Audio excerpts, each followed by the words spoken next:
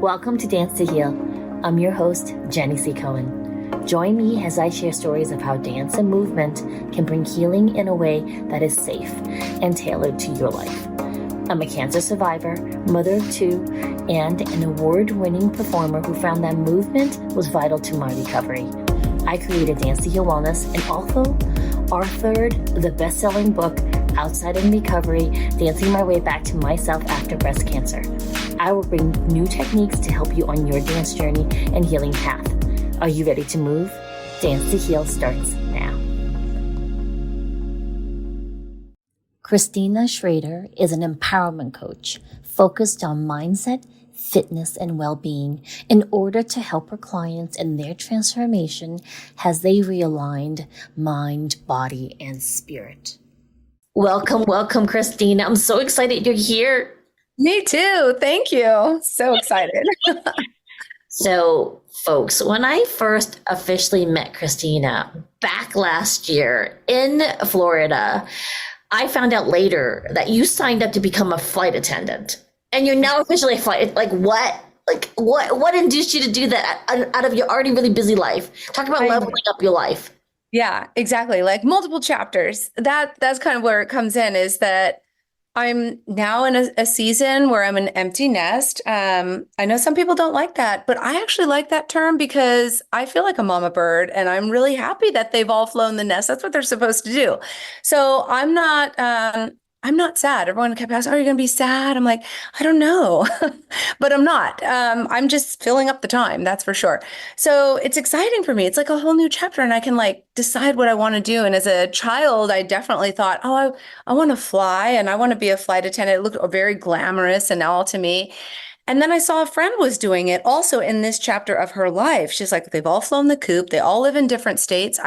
We have travel benefits. My husband's going to retire. This sounds like a great win-win. And I started thinking about it. I said, I have two kids in different states. I love to travel. What could be better? And they've said, some people have multiple careers with it as well. They're like, they do it part-time, or they do it as much or as little as they want to.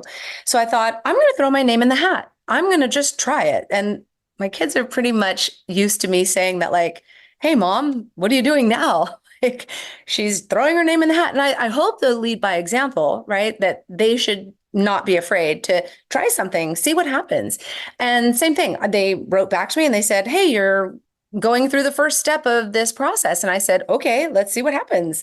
So not being like overly attached to the outcome. And now here I am, like 3 interview sessions later, and they called me yesterday and they said, we want to offer you this like gig. And I'm like, okay, let's go. So I love this. And here's the thing, right? So let's remind everybody, you and I, we've already gone along this journey, folks. I present as a very extroverted, confident. My kids are now also about to end their college career. And yet I still am mindful. Her website is MindFit Pro, folks. So I am mindful that sometimes people look at us and go, well, I can never be like that, right? So let's take it back a couple of years or more, because I'm 55 now. So I'd have to go back like 20 years to remind people of kind of where I started in my journey before I became a mom. Because for me, that was the pivotal part of me getting very protective of my self-care to be a better mom for my kids. Yes. When was that shift for you, Kristina? Yeah, yes, I love this part. Same thing, I got married. I had my first child, and they're all 3 years apart. And I had that time. I was a school teacher at the time, so that was my first gig out of college. I went and I tried corporate America, went and got my master's degree, got married, had my first son, or I was pregnant, and I'm cutting out things I'm got all the stuff all over the floor, and their dad's like, what are you doing? I'm making bulletin boards, right? And he's like, do you want to do this or do you want to stay home? And he gave me the opportunity, and I said, I'm going to stay home. And so I did 17 years at home with the kids. And toward the end of that, I started getting the itch, or I started also going through this discovery. It was Oprah. Okay, let's just be honest. Okay? Oprah. Oprah, we love you. So absolutely, because the kids are taking a nap and I'm like, okay, here's my moment. I'm going to lay down and I'm going to listen. And it was Marianne Williamson. It was, Eckhart Tolle. It was all of these people, Brendan Burchard, a multitude of people and books and thought processes that came into my life that cracked me open and made me realize, oh, there's a whole lot more going on in here. And I want more. There's more for me. There's more for my children. And I know the more that I do, I'm leveling up for my kids. Whatever I can heal in myself, I'm healing my parents behind me and I'm healing the generations in front of me. So I felt compelled, called, and then I just started doing more personal work and growth from there and challenging myself. I like to do that apparently. And that's where it all started, and then I got into fitness because health was primary, huge value, like top priority value for me is my health. I sadly had to go through watching both of my parents pass away from metastatic cancer. They both had bladder cancer, very rare cancer. How did both my parents get that? Right? I just kept thinking, doctors were saying, oh, it's because they smoked. And I go, they both stopped smoking before I was like 9. That doesn't make any sense. And my mom cleaned up the diet like completely, all of those things. Right. So I'm like, I think environment. I grew up in California. That's where I am, in the orchards and the fields. They spraying malathion. We had the fruit flies in the 70s, all these things. So it became really important to me to be healthy. And I didn't want to, be sick for my children. I wanted to be well and healthy and full and vibrant, and then also lead by example. So that took me on the wellness part, the health and wellness, well-being. And I noticed for myself that the more I was fortified in my physical body, then I started looking at more of the spiritual, mental, and emotional pieces, right? And all of those bodies go together. Then you throw in some NLP. NLP came across from a friend of mine, and she's like, you got to take this training. And so I did the Empowerment Inc. I went to their trainings, and then I did Master Practitioner, and I did their integrated coaching program. So I've got certified with that. And that's kind of how things evolved into where we go now. And that it's been a blend of the fitness, wellness piece, and then with the NLP and then coaching and raising children, young adults. Folks, I'm so ecstatic Christina's here, because part of my healing has been to veer as far away from the scarcity mentality as possible. Here's the thing. I'm ecstatic when I meet people like Christina, thank you so much for coming, because you're doing exactly what I did from another direction. Mm-hmm. Movement and fitness. I was actually at my healthiest, Christina, before I got breast cancer. There's no history of it, and we couldn't figure out what caused it. Because we were like, well, it's a genetic. I got breast cancer before my mother did. Wow. All right. And when I finally discovered NLP through Avalon Empowerment, that's oriented in Toronto during the Great Panini, they went online. Thank goodness. Right. That's how I found them, through their ads. And they were that missing piece, because I wasn't even realizing some of my unresolved stress. I can absolutely, with complete belief, say it was caused by my unresolved trauma. I was so stressed out by my life. You would never know it. Everyone saw me dancing during my cancer treatment, during my recovery, seeing me lose weight as I went completely vegan, and I was getting up at 5 o'clock and working out and getting really close to my, actually I was at my pre-twins weight, and I was about to launch my career as a belly dancer internationally, and I found that lump, and it's like, what in the world? What do you mean? So it's been crazy. I love the introduction of the German new medicine theory through Avalon Empowerment, where they just talk about how when you have unresolved trauma, it lights up 2 parts, right? Your brain and another part of your body. Yep. That brain portion, that 90% of us that we don't know very much about, but yet is there controlling and keeping us safe. Yeah. Folks, oh my gosh, I'm so excited. The more people doing this means we can do more healing. Yes. For the world. Yes. I'm giving myself chills right now when you said yes. 100%. You're speaking it, because the same thing is true. As I was, I was looking at even so my father got sick first, and I just kept looking and looking. I'm like, what is going on? And I found things, the Gerson method, the coffee enemas, things that have been Yep. like Yep. hidden in the background of how to heal yourself and heal the body. And then really starting to learn about these, wait a second, there's some underlying trauma. There is some, we call it emotional baggage, right? It's like Mhm. trapped energy. And then, like you said, it's going to ping pong around and find a way to express itself in the Yes. physical body. Yes. And, that's a same thing. I've trained people and, we remove, it's an interesting, you take away sugar, you take away simple flour, simple carbs, things like that. And then all of a sudden something different starts happening to the body, starts starving some cancer cells or things like that. They Yep. get really angry when they don't get what they want. And then all of a sudden, boom, they express that they have cancer. And they're like, where did this come from? Well, we cleaned up your diet, right? We took away the thing that was hiding it. And now it's coming out. This is a blessing. Now you can do something about it, right? Sometimes it's hard, right? As our human brain wants to say, like, why is this happening to me? Oh my goodness, the stress of it, but really trying to change the mindset, like you said, the powerful organ of our brain to say, what am I meant to learn from this? Why, this is happening to me for a reason. It's here. Okay. So let's deal with it. Let's head it. I pretty much face things head on Yeah. all the time.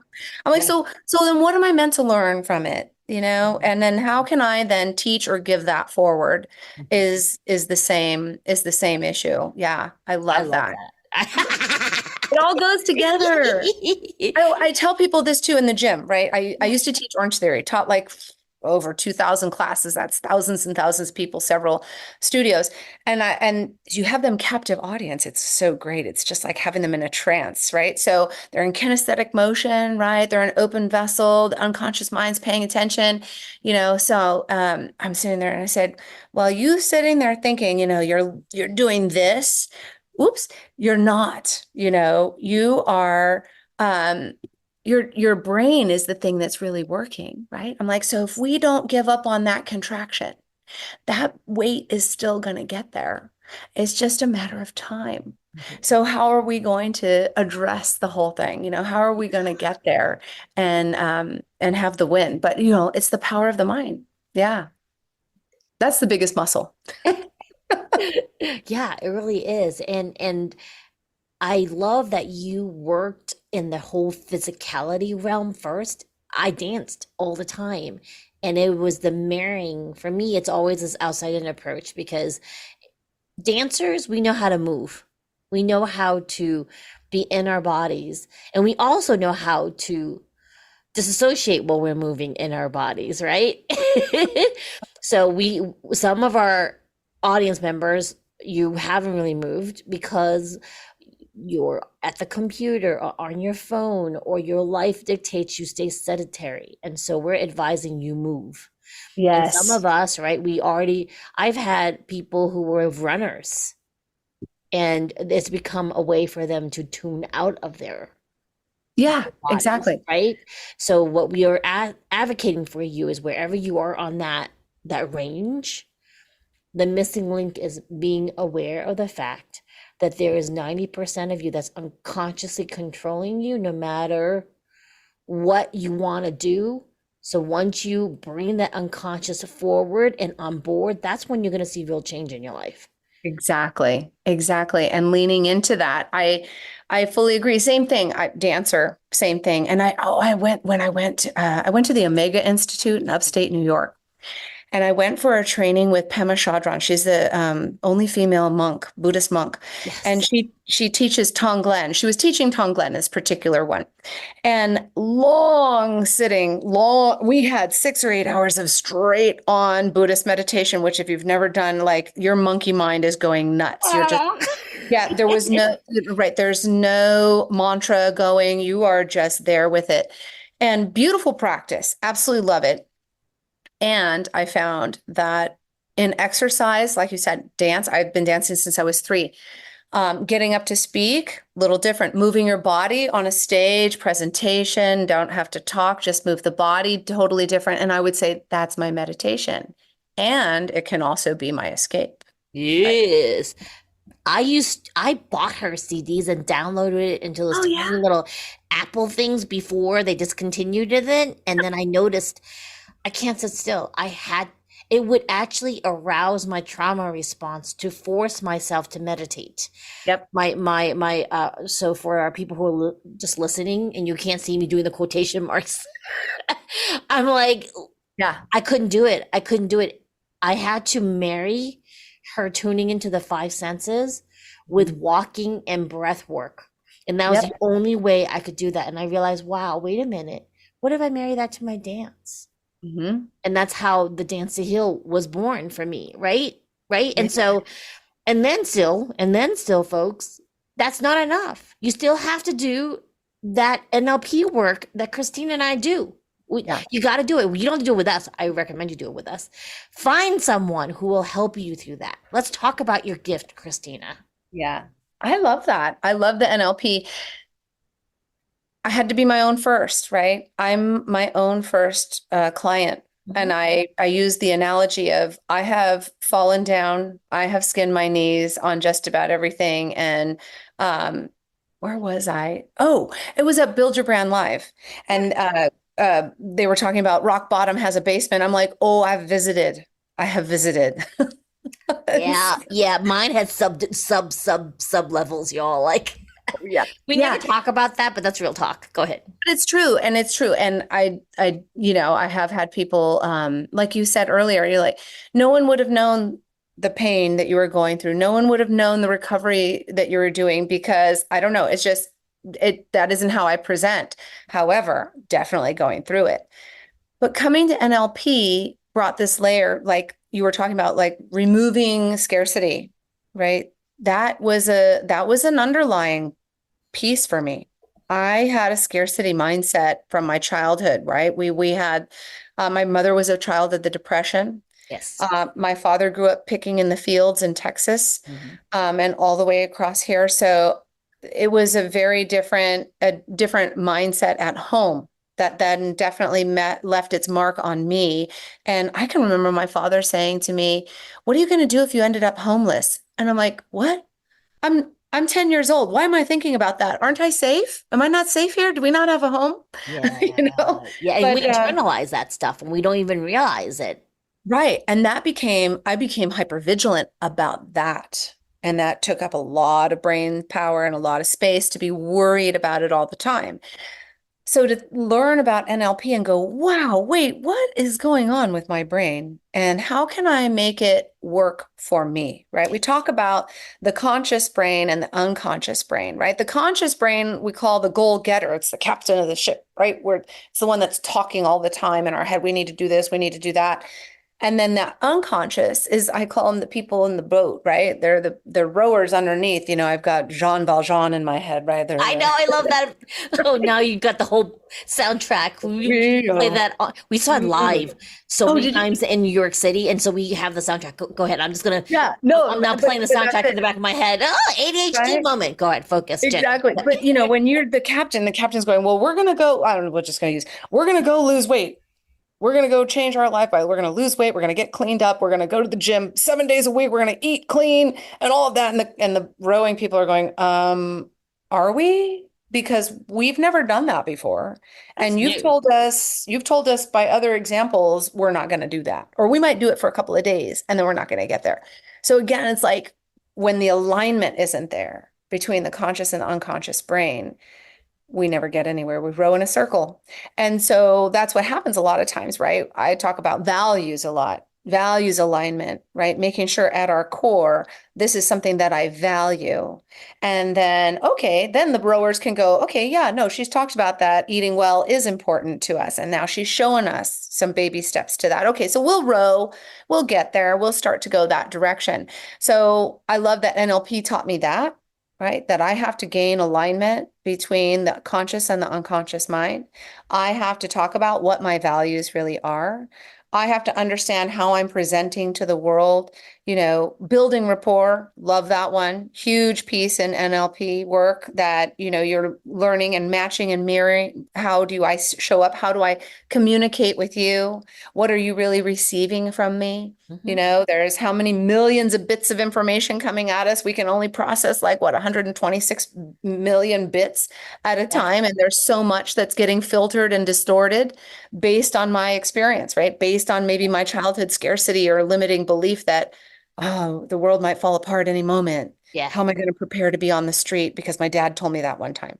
And So, and yes, and what I love about this, folks, we're gonna acknowledge at this very moment, right?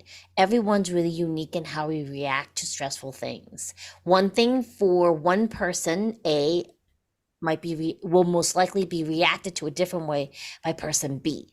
So we're talking about those moments when you personally, whether or not you remember it, took that situation as a stressful event and internalized it and figured out a loophole that actually is limiting you now. Okay? mhm. If you go to Christina's website, mindfitpro.biz, you can get her gift, which is the Level Up Your Life kit, which she goes into all these values. And then if you really need the help, she's there for you. You book a call with her to understand how to implement. Does that make Yeah. sense, folks? And here's the thing. Sometimes though, right? Your mind goes, I want to do that. And yet you find some excuses not to do it. Go to danceandheal.com. Dance a little bit with me. Don't worry, it's not a public class. I've got cues on the screen for you.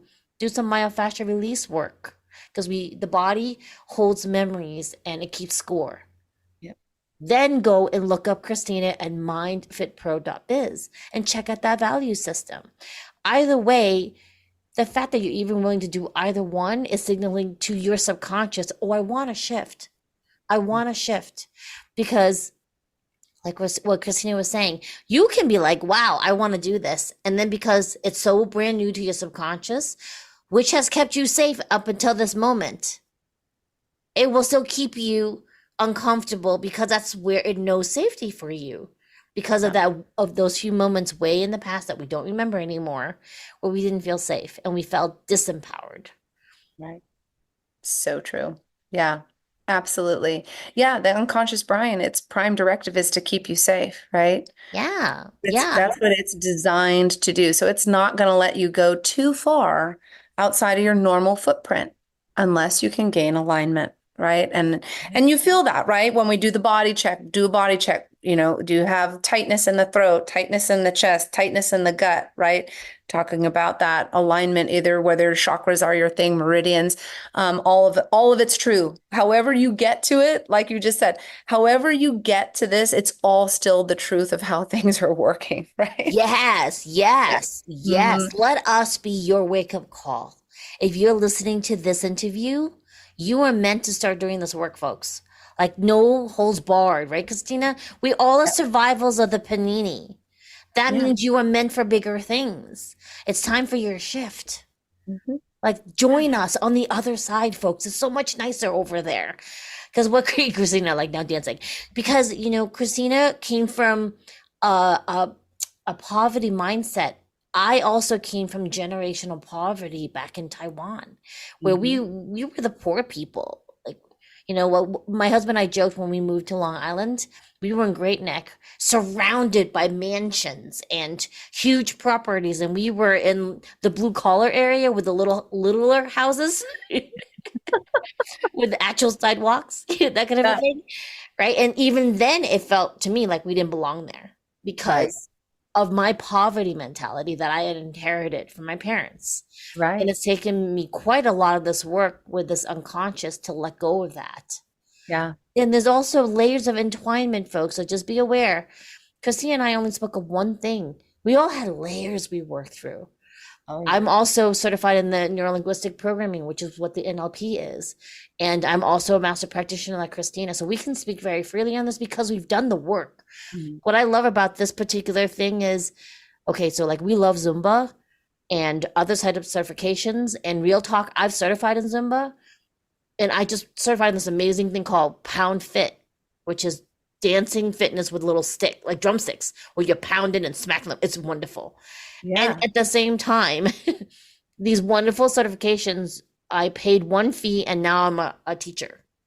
Our forms of becoming neurolinguistic programming people, master practitioners, we had to work on ourselves first. Oh, yeah. I've like just, when this episode comes out, I will have been doing this training for over 2 years now. That's a lot of deep work. We want you to come with us. Mm-hmm. Absolutely. Absolutely. I was going to add another layer. Another layer is